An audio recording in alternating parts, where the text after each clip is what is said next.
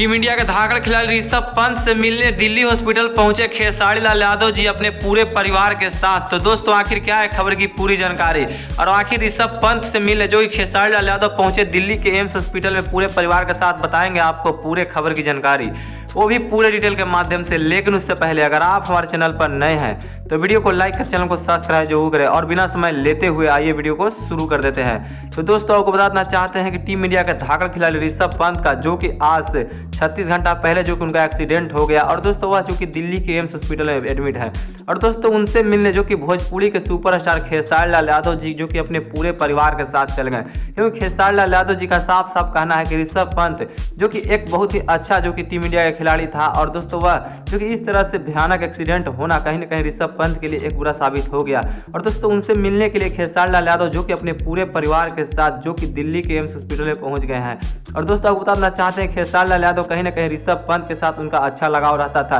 जिस वजह से जो खेसारी लाल यादव जी अपने बेटे का नाम भी ऋषभ रखा था। और दोस्तों आप सोच सकते हैं कि ऋषभ पंत का एक्सीडेंट होना कहीं ना कहीं जो कि खेसारी लाल यादव जी पर बुरा प्रभाव पड़ा और दोस्तों खेसारी लाल यादव सीधा दिल्ली जो कि दिल्ली के लिए रवाना हो गए एम्स हॉस्पिटल में और दोस्तों वहां पर जो कि ऋषभ पंत से मिले और दोस्तों ऋषभ पंत की स्थिति जो कि अब काफ़ी ज़्यादा सुधार होते हुए नजर आया और दोस्तों इस तरह से वो खेसारी लाल यादव जी जो कि मिल गए। लेकिन दोस्तों आप क्या कहना चाहेंगे खेसारी लाल यादव जी और ऋषभ पंत से मिलने के बारे में, आपको जो लगता है आप अपने कमेंट बॉक्स में जरूर बताइएगा दोस्तों।